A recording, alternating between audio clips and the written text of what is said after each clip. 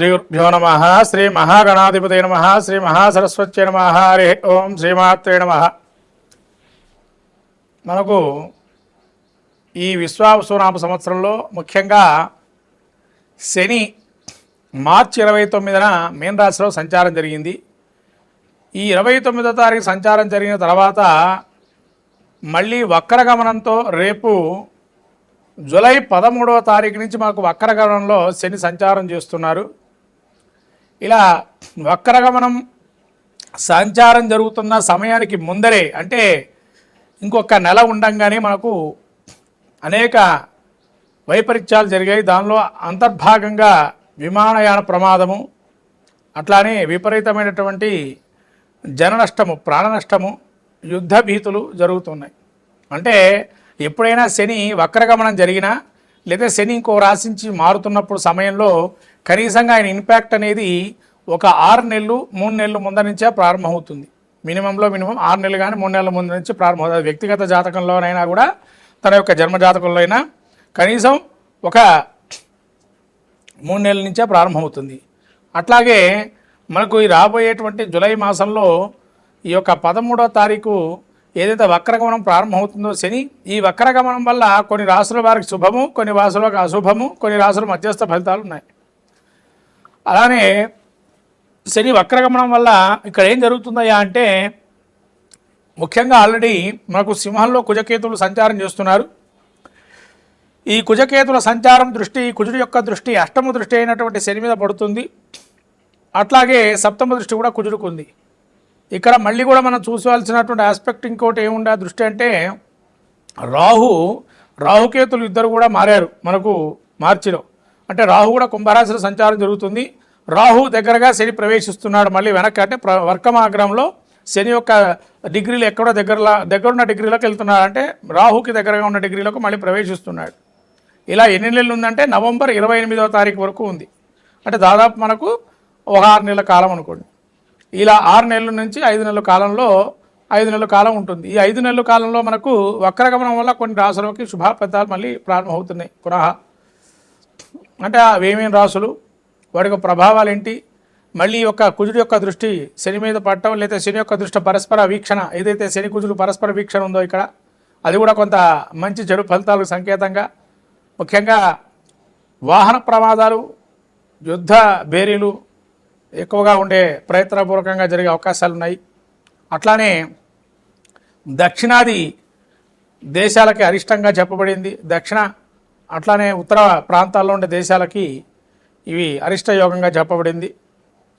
కాబట్టి ఇటువంటి దేశాలు ఏవైతే ఉన్నాయో దక్షిణ ఉత్తర దేశాలకి ఇటువంటి వైపరీత్యాలు అనేకం జరిగి మళ్ళీ ప్రాణ నష్టము, జన నష్టము, అట్లనే ఆస్తి నష్టాలు ప్రత్యేకంగా జరిగే అవకాశాలు ఉన్నాయి. కాబట్టి చాలా జాగ్రత్తగా ఈ వక్రగమనం అనేటువంటి శని ఏదైతే ఉందో కొంతమందికి ఆరోగ్య నష్టము, కొందరు ధన నష్టము, కొందరు ప్రాణ సంకటము, కొంతమందికి మంచి శుభయోగాలు కూడా జరుగుతాయి. శుభయోగం ఏం జరుగుతుందయ్యా, చెడు అయితే చెప్పారు. శుభాలు ఏంటంటే నూతనమైనటువంటి కార్యక్రమాలు ఏవైతే ఉంటాయో స్థిరాస్తి వివాదాలు కానీ, భూ తగాదాలు కానీ, భూ సమస్యలు కానీ, సెటిల్మెంట్స్ కార్యక్రమాలు కానీ, తర్వాత వీటికి సంబంధించి ఏవైతే ఉంటాయో అవన్నీ సఫలీకృతమయ్యే అవకాశాలు ఉన్నాయి. అంటే భూ సమస్యలు పరిష్కారం అవుతాయి. అలానే మీ అంతర్గతంగా కావచ్చు, బహిర్గతంగా ఉండే శత్రుమూర్తులు ఎవరైతే శత్రువులను భావన చేసేవాళ్ళు ఓటమిని అంగీకరించి పాదాక్రాంతం కావటం అటువంటి జరిగే అవకాశాలు వ్యక్తిగతంలో కావచ్చు, దేశగోచారంలో కానీ కొంతవరకు ఈ యొక్క పరిస్థితులు ఏర్పడుతున్నాయి. అట్లానే విమాన ప్రమాదాలు మీకు ఏవైతే జరిగినాయో అది లోగడ వీడియో, మనం కొన్ని వీడియోలు ఏవైతే ఉన్నాయో నేను చేసిన ఉగాది సంబంధించినవి దానిలో చెప్పబడింది కూడా. చిరకాల ప్రత్యర్థితో మనం పోట్లాటలు ఏవైతే ఉన్నాయో అవి జరుగుతాయని చెప్పి, అట్లనే విమానయాన సంబంధమైన ప్రమాదాలు ఎక్కువగా జరుగుతాయని ఇది మార్చి నెలలోనే, మార్చికి పూర్వం మార్చి నెలలో మనం చెప్పబడింది. శని రాహువులు ఒకటే రాశిలో సంచారం చేస్తున్నప్పుడు ఇలా వైమానిక ప్రమాదాలు ఇవన్నీ జరుగుతాయని చెప్పి, ఇది జరగటానికి కూడా కారణం ఏంటంటే రాహు శని వాయు ప్రమాదాలు ఎక్కువ జరిగే అవకాశాలు ఉంటాయని మాకు గురువులు విద్యాబోధన చేసేటువంటి వారు ఆ సమయంలో మాకు చెప్పబడింది. కాబట్టి ఇవాళ అది జ్ఞప్తికి వచ్చి ఆ యొక్క పరిజ్ఞానం మేరకు శని రాహువుల యొక్క వైమానిక వాయు ప్రమాదాలు ఉంటాయని చెప్పి చెప్పబడింది. అలానే వాయు కాలుష్యం వల్ల కొందరికి అనారోగ్య సూచనలు కూడా వచ్చాయి. ఇవి రెండు కూడా శని రాహుల యొక్క కలయిక ఎప్పుడైతే మార్చి నెలలో జరిగిందో వాటి యొక్క ఉన్నతి ఈ విధంగా జరిగింది. ఇప్పుడు మనము ద్వాదశ రాశుల యొక్క వక్రగమనంలో ఏ విధంగా ఉంటాయో చెప్పబోతున్నాను. శ్రద్ధగా ఆ ద్వాదశ రాశి యొక్క ఫలితాలని ప్రతి ఒక్క రాశి వారు ఏ విధంగా పరిష్కారం చేసుకోవాలో మార్గాలు చెప్తాను. ద్వాదశ రాశి వారి యొక్క ఫలితాలు చెప్పబోతున్నాను, శ్రద్ధగా వినండి. శని వక్రగమనంలో ప్రస్తుతం తులారాశి వారికి ఏ విధంగా ఉండబోతుంది ఈ వక్రగమనం వల్ల మరి ఏంటి పరిస్థితి అని అంటే, తులారాశి వారికి ఇది వక్రగమనం వల్ల పంచమ ఫలితాలు ఇస్తున్నారు. ఎట్లా ఉందయ్యా? కార్యహార్యం మనస్తాపం జ్ఞాతి భాగ్యం కలాపకం హీనస్త్రీ భోగ సంతాపం పంచమస్తే భవేశను. కార్యహాని అంటే ప్రయత్నపూర్వకంగా కొన్ని కార్యాలు ఆటంకంలో ఉంటాయి అని చెప్పి, మనోవిచారము మానసికమైన చింతనా భావనలు ఉంటాయని, జ్ఞాతులతో అంటే తెలుసున్న వాళ్ళు దూర బంధువులు కావచ్చు వాళ్ళతో వైరాలు ఏర్పడే అవకాశం కానీ, అలానే నీచ స్త్రీ సంభోగము పరిచయాదులు ఏర్పడే అవకాశం కానీ, కష్టములు కానీ వచ్చే అవకాశం ఉంది ఈ యొక్క శని వల్ల. అంటే మరేంటండి, తులారాశి వారికి ఉగాది ఫలితాలు బాగున్నాయని చెప్పన్నారు, ఇక్కడ మాత్రం వక్రగమనం వల్ల మరి ఇటువంటి ఫలితాలు వస్తున్నాయి అంటే అవునండి వస్తున్నాయి. కారణం వక్రగమనంలో ఉన్నారు కాబట్టి శని ఇటువంటి ఫలితాలు ఇస్తున్నారు. కాబట్టి శని వక్రగమనంలో రాహువు దగ్గరగా ఉంటున్నారు మళ్ళీ, కాబట్టి ఇటువంటి ఫలితాలు వచ్చే అవకాశం ఉంటుంది.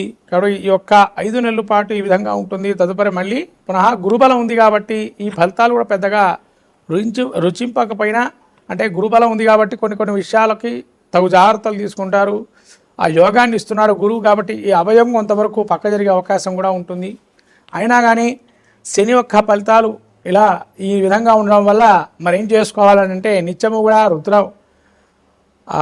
శతరుద్రీయం కానీ, రుద్రపారణం కానీ, రుద్రాభిషేకం కానీ, విష్ణు సహస్రం పారాయణం కానీ చేసుకుంటే కనుక మంచి ఫలితాలు ఉంటాయి. ఈ విధంగా తులారాశి వారు ఈ శనికి సంబంధించిన నువ్వుల దానం చేయటం, తైలాభిషేకం చేసుకోవడం, ప్రదక్షిణాలు చేయటం వల్ల, అట్లనే దానాగా ఆవుకు పెట్టడం, ఇవన్నీ చేయటం వల్ల మంచి ఫలితాలు వస్తాయి.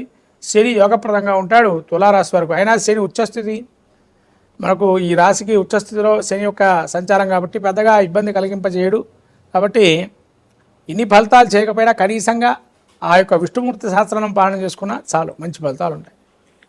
శ్రీమాత్రే నమః. మొత్తం మీద ద్వాదశ రాశుల ఫలితాలు చూసినట్టయితే శని వక్రగమనం వల్ల ఏ రాశుల వారికి బాగున్నాయంటే, ధనుస్సు రాశి వారికి యోగప్రదంగా ఉంది, అలానే మేషరాశి వారికి యోగప్రదంగా ఉంది, అలానే కన్యారాశి వారికి యోగప్రదంగా ఉంది. ఈ విధంగా ఈ 3 రాశుల వారికి చాలా యోగాన్ని ఇస్తున్నాడు శని. ఈ 3 రాశుల వారు శని వక్రగమనం అద్భుతంగా యోగిస్తుంది. కాబట్టి ఈ 3 రాశుల వారు చాలా అద్భుతంగా ఉంటుంది. ఎవరైనా అవయోగాలు ఉన్నవారు తిరునల్లార క్షేత్రం కుంభకోణంలో శనిక్క క్షేత్రానికి వెళ్ళి అభిషేకం చేసుకోవటం, అట్లానే మనకి శని సింగనాపూర్ కానీ మనకు దగ్గరలో ఉండే శనేశ్వర దేవాలయాలు అనేకం ఉన్నాయి, వాటిలో అభిషేకాలు నిత్యం కూడా చేసుకోవటం, ప్రతి వారం కానీ ప్రదక్షిణాలు చేయటం, అలానే శని భగవానుడికి నువ్వులు దానం చేయటం, ఆ విధంగా నువ్వులు ఆయనకి ఇష్టమైనటువంటి నువ్వుల పదార్థాలు భోజనంలో పెట్టడం, అలాగే వస్త్రాలని దానం చేయటం, సేవకా వృత్తిలో ఉండేటువంటి వారికి కొంత మీ అంతు సహాయం చేయటం, ఎవరైనా సేవకులుగా పనిచేస్తున్నారు మీ యొక్క ఆర్గనైజేషన్లో అంటే వాళ్ళకి ఏదైనా మనం సహాయం చేయటం, అట్లానే నిత్యము కూడా ఇల్లంతా క్లీన్గా ఉండటం, అంటే నీట్గా పెట్టాలి. అశుభ్రతంగా ఉంటే శని తాండవిస్తాడు అని అంటారు. అట్లనే ఇనుప ముక్కలు కానీ ఇనుప సామాన్లు పనికిరాని ఉంటే అవి తీసేయటం, ఇవన్నీ చేస్తే శని ప్రీతిగా బాగుంటుంది. అంటే పాత సామాన్లు లాంటివి ఏవైతున్నాయో అవన్నీ కూడా తీసేయాలి. స్క్రాప్ లాగా ఉండే సామాన్లు తీసేస్తే కూడా శని యోగప్రదంగా మారుతాడు. కాబట్టి అలానే మీ దగ్గర ఉండే నవగ్రహ దేవాలయాలకు వెళ్ళి దేవాలయంలో స్వామివారికి అర్చన చేసుకోవడం, అభిషేకం చేసుకొని ప్రదక్షిణాలు చేయటం, లేదా మీరేమైనా హోమాలు నవగ్రహ హోమాలు లాంటివి చేసుకోవటం, లేదా అఘోర పాశుపతం కానీ తైలాభిషేకం చేయడం కానీ, ప్రదోషకాలంలో శివుడికి అభిషేకం చేయడం కానీ, విష్ణు సహస్రనామ పారాయణం చేయడం కానీ, వెంకటస్వామికి తులసిమాల సమర్పణ చేయడం కానీ, బిల్వదళాలతో శనేశ్వరుని ఆరాధన చేయడం కానీ, ఇవన్నీ చేస్తే కనుక శనేశ్వరుడి ప్రీతికి చాలా అద్భుతంగా రాణిస్తారు. ఇవన్నీ చేసుకోండి ద్వాదశ రాశి వాళ్ళు. రాబోయే 5 నెలల పాటు ఆ యొక్క ప్రకృతి వైపరీత్యాలు కానీ లేదా దుష్పరిణామాలు ఏవైతే ఉన్నాయో, ప్రాణ నష్టం, ఆస్తి నష్టం, ధన నష్టం లాంటివి జరిగే అవకాశాలు ఉంటాయి. అవన్నీ కూడా నష్టం మనం ఎంతవరకు కూడా మానవాళికి ఉపయోగ విధంగా ఉండాలి, కానీ మానవాళికి కొన్ని వ్యతిరేకంగా మనం చేసేటువంటి క్రియలే ఉంటాయి. ఎందుకంటే మనం చెట్లు సరిగ్గా పెంచడం లేదు, వాటి వల్ల ప్రకృతి వైపరీత్యాలు రావటం, మానవ తప్పిదాలు కూడా కొన్ని ఉండటం, ఇవన్నీ కూడా సహజంగా ఆ యొక్క కలిగి పురుషుడు యొక్క ప్రభావంతో జరుగుతుంటాయి. కాబట్టి ఇవన్నీ కూడా మనం ఏదైనా అర్చన, అభిషేకాదులు, హోమాదులతోని ఏం చేయగలుగుతామయ్యా, ఇన్ని చేసినా మాకు ఇంతే అనుకున్నా కూడా ఎప్పుడు భయపడకండి. ఇవి చేసుకోవటం వల్ల రాబోయే విపత్తుల నుంచి మీరు కొంతవరకు బయటపడే అవకాశం ఉంటుంది. అది గమనించండి. అందరూ కూడా భక్తులందరూ కూడా భక్తులుగా ఉండేటువంటి వారు నిత్యం కూడా భగవంతు ఆరాధన చేసేవారు గుర్తుపెట్టుకోండి. ఇవాళ చేస్తున్న ఆరాధనలు మీకు అక్కరకు రాకపోయినా రాబోయే విపత్తుల నుంచి కాపాడడానికి ఆ పూజలే మిమ్మల్ని కాపాడుతాయని చెప్పి భగవంతుడు ఈ పూజాధికాలు, హోమాలు ఎందుకు పెట్టారు అంటే రాబోయే విపత్తుల నుంచి బయటపడటానికి ఒక విధంగా మార్గం అయితే, ఇప్పుడు అనుభవిస్తున్న జన్మ ఏదైతే ఉందో అది పూర్వజన్మ కృతం సంచిత పాపంగా ఉంటుంది.